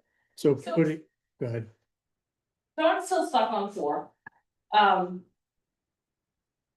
That does not even leave wording that says the town can refuse to take it. I mean, it's just like, oh, the developer's saying you're gonna do this. It's like, what if we don't wanna do this? And that's what Danny's telling, I mean, it's something that they don't make anything out of. These are suggestions, these are not set in stone, so. Right, I'm just saying, how will the town pay for it? I mean, we are. I think I agree. For what we're Well- already maintaining. With what? Removing it. Um, Developer deeds open spaces to the town which carries responsibility for It should managing. be and maintenance. something in this where the developer has to set aside so much money for the maintenance So of the. I was just gonna mention that. There should be a bonding requirement for maintenance, especially if the developer remains control for a long period. And then would the town be willing to, if they would be, the employees would be. My reasoning is, No, it's the something bond waiver. that I've always been told as a selectman, like in terms of town owned property and stuff. The town is not a realtor, the town should not be owning any property, other than our town buildings. No, no. This is saying deeding open space over, which means the town owns it. So that would Which be we responsible for really, liability. we're responsible for all liability, No, we'll take- maintenance and everything, which we Okay, can't it's gone. do. Okay, that's- But I'm just saying, 'cause the recommendation we've always been given as a board and as a town is, don't hold any property other than what your town buildings are sitting on. So what about all the property that's, The was in the buyout. flood, the bio? The buyout's different. FEMA owns it, we don't. Technically FEMA owns it. Yes, And we're they're just supposed- like the caretakers. Yeah. So you we- guys are having to maintain, Hmm? you guys are having to maintain that property? That was part of the FEMA conditions. Okay, so my question is though. If there was a bond and there was money set aside by the developer for, say, so many, whatever the amount is, so many years. For that to be taken care of. if there were residents that wanted to be paid to take care of it, or the town maintenance crew got paid through the bond. It's still a liability thing for the town, in my opinion, I mean. It's something like, in terms of town management, I wouldn't recommend it. To me, if you have a HOA, that is totally separate from any town thing. Right. It really is in any situation. It needs to be kept separate. Okay, Okay, so I've got a bounding requirement for maintenance, I'll get language on that. And I realize there's two section sixes, so as things got moved around, the section numbers didn't all change, so we'll fix the section numbers. I think, you know, in any other HOA, it's just, it's mandated. I mean, the money gets paid, but everything gets taken care of. Right. The roads, everything. If it, well, yeah, Right now, this is set up to be just the open space management. So it's, I mean, it doesn't have to go through any other subdivision Okay, well, that's a permitting, question. which means at the time of the subdivision permit, you determine whether the town takes responsibility for any new roads that go in or not. Okay, but that's another question as far as snow removal. Right. I mean, you've got all these homes in one area. Shouldn't that be part of? Put in here also that the, whatever the NOA, or you call it HOA, whatever their fees are, that one person goes in and plows them. Or does the town take care of that? Are these main streets? No, it's like Lake Shore Drive, you do not do Lake Shore Drive. Cause that's its own kind of little community. So that's another question though, is how. Right, that would be part of the, whatever the overall subdivision permit would determine based on whether it's a benefit to the town to do that or not. So at some point, it may be, if you're putting enough houses, that you're getting enough tax revenue, it may be beneficial, but you don't know that until you look at the whole subdivisions of them. I'll put in your question about that. I can look at how we're handling that other subdivision. We have a regular subdivision ordinance, it's in there, we can look at that language as well. Okay, for the open space, to make sure that it's being maintained, there should be something in here that talks about either code enforcement officer is able to inspect it periodically, or the planning board is able to inspect it. So someone needs to be able to inspect it to make sure that they're keeping up with their some part of the bargain. And I'm sure that's in here, you'll get to it, but what about as far as the waste, the panels, if they break down or whatever? Who's gonna remove that stuff? oh, it's in that particular ordinance, there's a bond for that, Oh, okay. yes. Sweet. What was you just said, I was gonna write down, following Adding, inspections? monitoring or inspection provisions Of the, of the open spaces to make sure they're being maintained.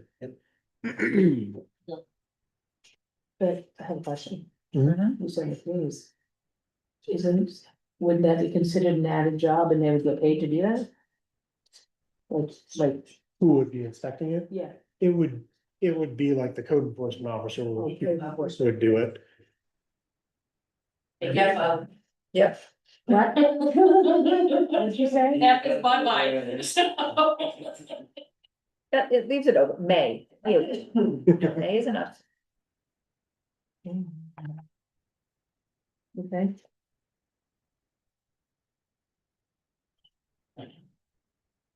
I went to a main housing workshop recently and they had a whole article, a whole section on You put them, co-ops. They're taking trailer parks and basically the residents of a trailer park become a co-op and they own. It was very interesting, it was very, My daughter's parking in Brunswick, that she lived in, did that. yeah, very cool, Yep. I didn't see if you added the bonding provision. I did. Okay. So we'll check on it. oh, on E, it's got that chapter thing in there again, do you wanna keep that in there? You took it out in the front, because if they change it. Yeah, that's why it was in yellow, so that, because Oh, we really hate these things, are you there on E? yep. This one I'll double check, so did you take out section F? Yes. yeah, Put it in the chat, but is 6B actually correct? 6 what? B6B. B like boy. Which 6B, there's 3 of them. Each 20,000 square foot lot shall have 20,000 square feet minimum of common open space, is that right? That So is for correct. every That's lot, you're gonna have that much open space too. right, It's, Not adjacent to it, but just in, right. Yeah. That's where you might have houses close together, but have a park area in the center of the development, so that people can have a playground and a. So if Whatever. I have 20,000 square foot lots, I need 100,000 square open feet of space. open space. Correct, correct. Okay, it is more aggressive than most in terms of open space. But, trying to keep the country.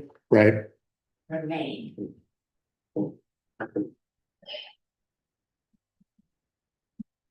I'll send you, we had looked at a couple of these for other towns, and there's one, I forget who had it.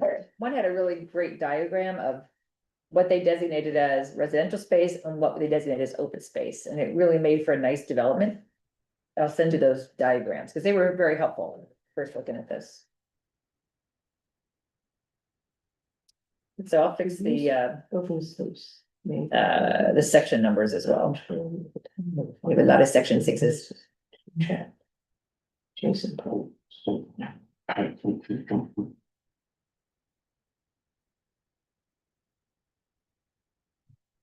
Okay. Are you on section 6? Yep, well, the third section, 6. Recreational use of open space, that's. what- Yeah, that's what I'm at. Yes. C, kind of vague. Um, I mean, I understand further limited or controlled at the time of final approval. Yeah, that's what she's saying. It is, so I think they're giving you a little bit of leeway here, so if you're designing, somebody's designing this development. Mhm. You don't know exactly what you're gonna have until you start laying it all out and looking at the Right. pieces and. You know, you don't know what you're gonna do with that open space, and maybe some of it you're gonna say, hey, I might need it as a buffer on both sides of my property to protect. So know that they can split the open space instead of having one, okay, It doesn't have to all be contiguous. yeah.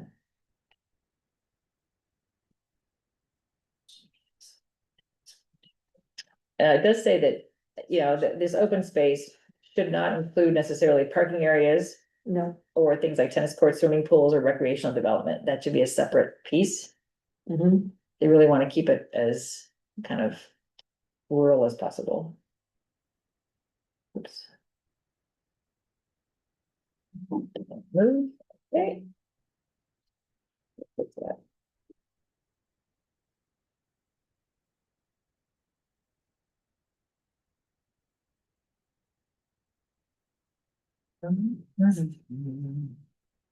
So the application procedure follows most of our other stuff that once a application is submitted, I was wondering if we wanted to make this more similar to a subdivision permit, where you have to put in a pre-application that basically says, hey, here's the loose idea of what we're trying to do. And give that notice. There's nothing required of the planning board at that point, it's just, hey, you're getting put on notice, this is coming, and you have a rough, think about what somebody's looking at. And then you have to do a preliminary application, to get some feedback again, then you have to do a final application. For something this big, I don't think I think that's Bad piece. reasonable. So you'd be notifying adjoining landowners, et cetera, saying this. Will you be, yeah. Is that right? Yep. It would be all preliminary to make sure that Yeah. everything is copacetic. And everybody's in agreement. Before even moving on to the Yeah, final stage. I think that's a really good idea. On a big project. I think so too. Pre-application. Preliminary.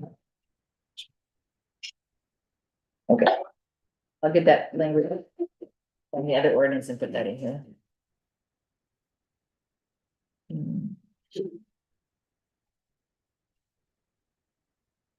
so doesn't cluster housing fall under subdivision ordinance anyway?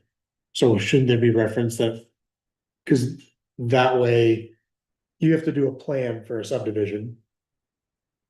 This is like a subdivision, just different scale.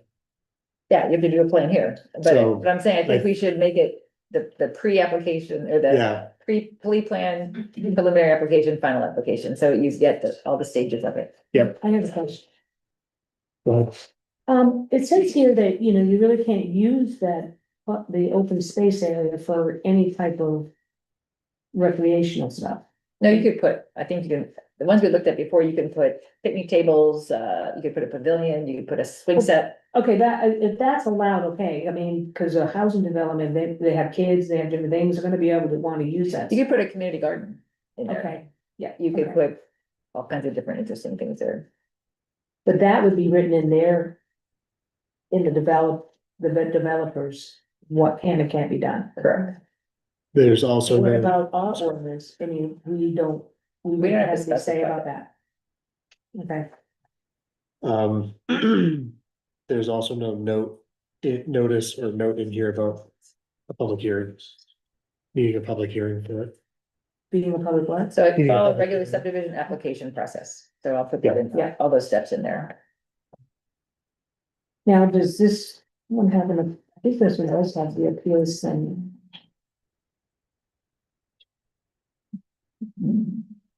The code enforcement. Let's see, two, June. Enforcement, it does have it here under section 10.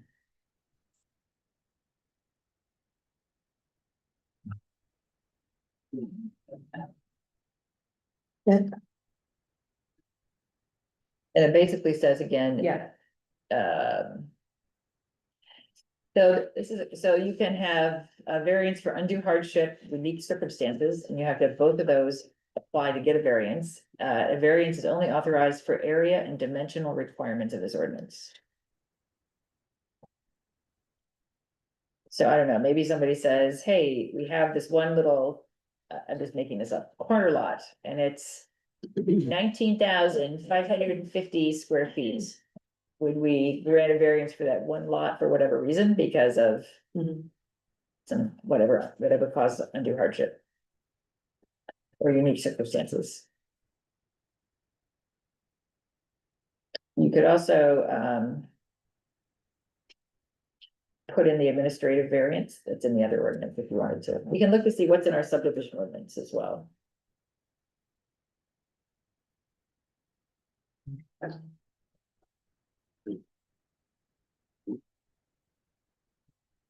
Who's that? so basically number 9 saying that an enforcement officer can make someone take something down that is not supposed to be erected. And put in place, or like. Hold on. Are you in section where? 9, enforcement. So under number 9 here, it should have in there about. The common area being, So that the code enforcement officer issues the occupancy permits. So this is saying basically you can't occupy or use any structure if it's not approved in this ordinance. So you won't get your occupancy permit. oh, okay. I was Section, thinking it was saying. Code enforcement officer could go in if people were to be putting stuff up on the property. But that wouldn't be our concern. I mean, they still have to follow all the other building codes, right? So, Right, But if it's like I was in it, and this is like an HOA, if I want to put a shed, and I know from things I've heard from somebody living in one. That's up to the HOA if they can put a shed in or paint their shutters or right, Yeah. so. stuff. like well, my- and this HOA is designed to only manage the open space. Open space, there's not an HOA. Like when I had my house in New Smyrna, I could only do a shed. When I did my addition on the house, because it was attached to the house. Right. And it was outside, but it was attached to the house. I know, It was roof. I've heard it, I've been interviewing people for another project in their homes and their HOAs have a palette for like house colors, like you're outside of your house, you're painting it, you can only paint the palette that's acceptable. Yeah. By the HOA. Well, I was very. That would make me want to That paint you a one hot was paint really- just for fun. Oh, yeah, all the letters on your mailbox have to be, everybody's have to be the same. Yeah, so this is only for managing that open space, not for. Okay, so, okay, got it. So did you mention occupancy? Say it for me. Occupancy, Yeah, Town of Canton doesn't have occupancy permits. Thank you. Occupancy. I We thought don't we did. do a certificate of occupancy, like some of the larger towns do. Oh, I thought we did. No, Not my knowledge, I believe, my knowledge, all we do is building permit, and then you're good to go. So actually, number nine's. I thought part of the building permit process was after all the final inspections, you get the thumbs up that you can move in. Oh, no kidding? no, I'm not not that sure I. as a final inspection. Okay, But isn't that what the code enforcement officers for? I mean, the different steps of the project. Checking the CEO, but I don't remember there being an occupancy permit, but There hasn't been since I've been on board. all right. I don't know. You, Like I said, they approved the site plan and so on and so forth, and then, and then we check in on it, but like I Right. say, in terms Yeah, of if an they want actual. to, code enforcement officer, you check in during, right, Yeah, building. Yeah. To check things. Okay, so we'll check on whether number 9 is, Ask Robin, did she have to have one? there you go.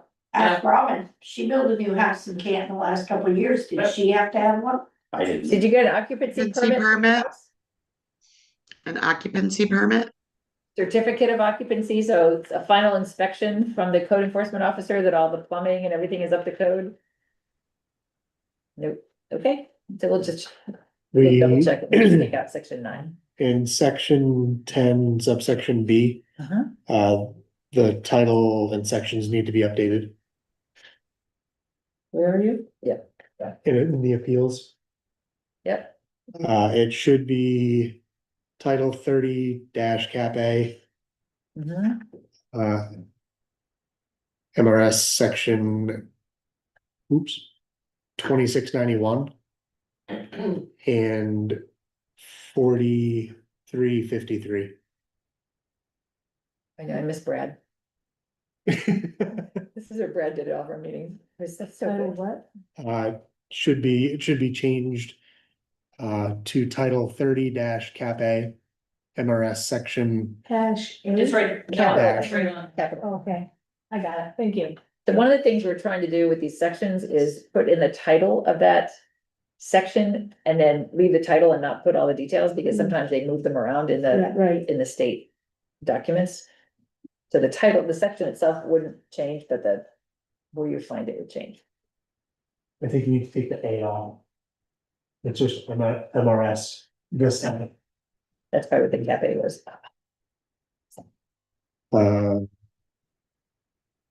Okay, what about on this one? Just take it out. Under. Maintenance. Page 5, Page 5. yeah, bottom.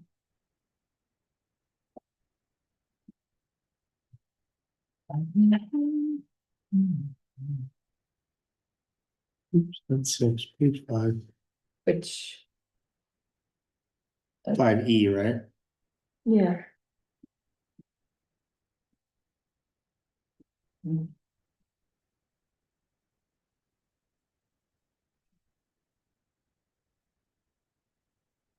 Hold, please.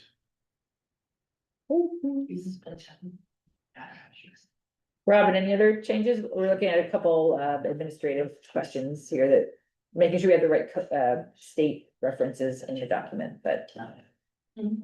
What I'll do is clean this up based on our discussion today and send out a cleaner version for people to take a Yeah, look at. that'd be great.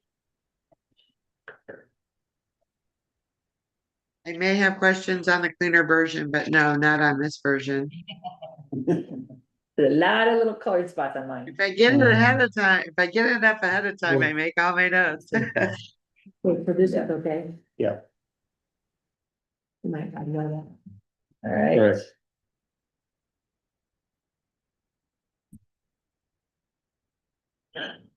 We're almost done. So the application for permits come directly to the planning board, not the town office. Well, and they go to the town office and come to us through the town office. We only see a few things. We see subdivision permits, cluster housing permits, shoreline zoning permits. I think those are and solar. I think those are the only ones that we see. Yeah, any- Oh, yeah. Commercial ordinances. yeah, any permits or anything should go to the town office directly, that way. They're the ones that get the checks and all that kind of stuff, just so when it comes in, it gets stamped and dated and all that. Paperwork trails. Right, people have tried to give them to us before, we just direct them to the town office. Don't take that, we never take anything directly from a citizen.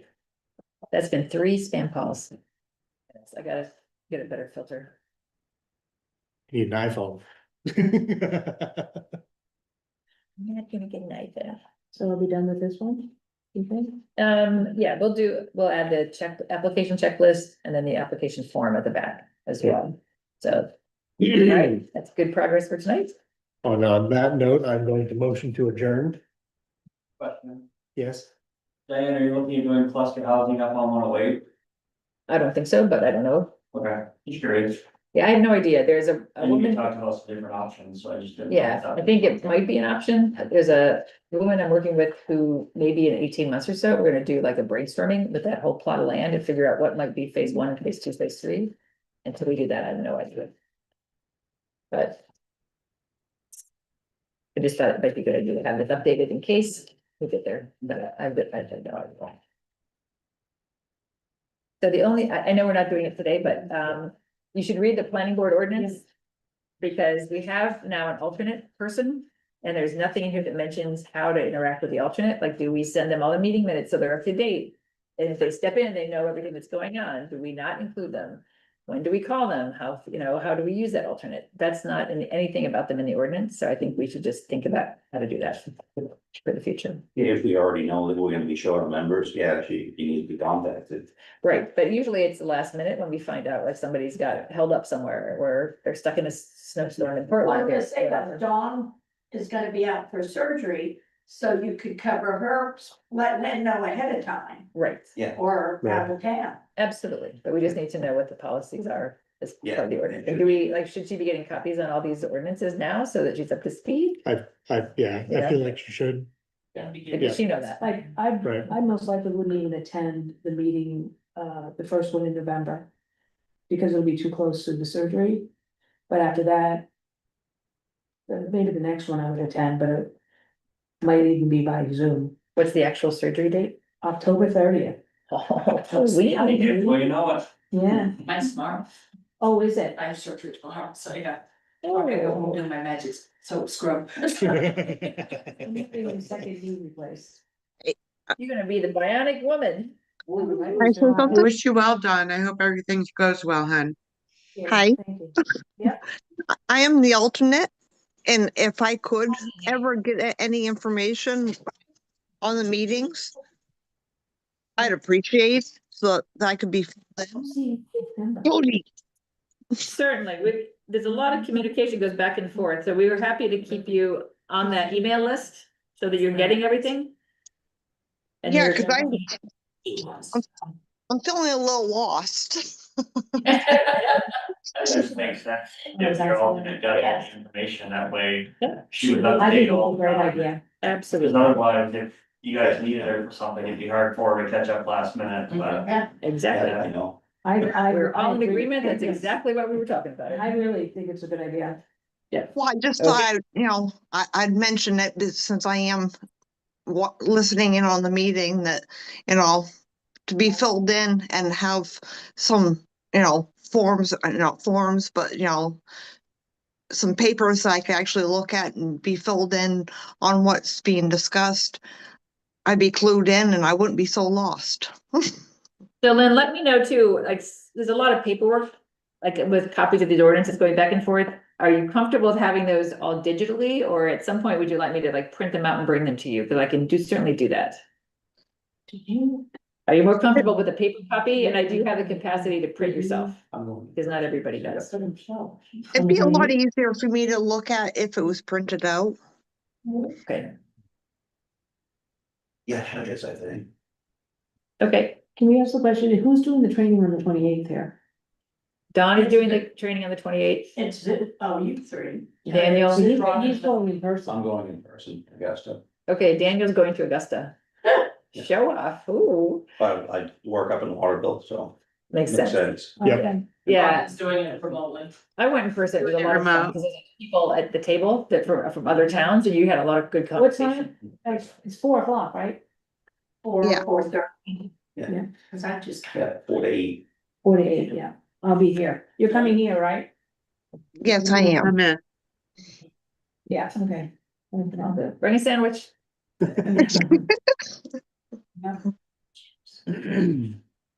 Cool.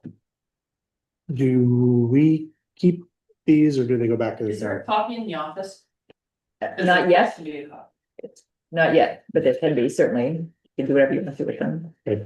There's 4 copies, physical copies, we can put all of them back in the town office, we can put 3 of them back there, any, you wanna take I care live of on them? mine.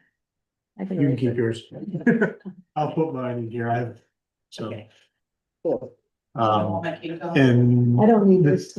Yeah.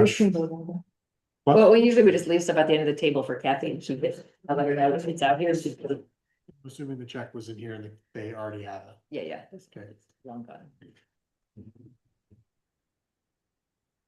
All right, now I motion to adjourn. Okay.